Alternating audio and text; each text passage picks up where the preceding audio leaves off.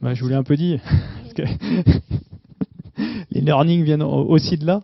Euh, non, je pense que ce qui s'est passé, bon après, son histoire est probablement différente, mais en gros, au début, justement, il y avait pas de... Enfin, on était trois à côté, quoi.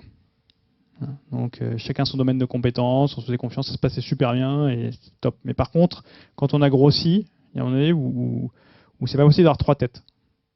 Parce que justement, quand on a besoin de structurer, les gens ils ont besoin de savoir qui reporte, qui décide, etc.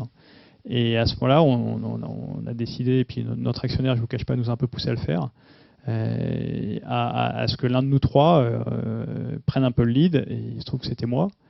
Et, et donc à ce moment-là, lui, il a pas.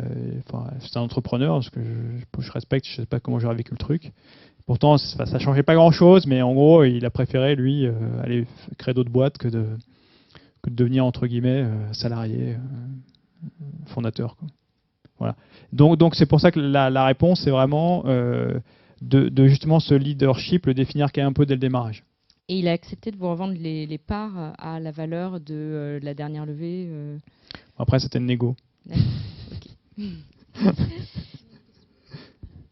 Ah, c'est pour ça, c'est ce que je disais, il y avait un contrat très précis et au final, ça s'est pas du tout terminé dans le contrat.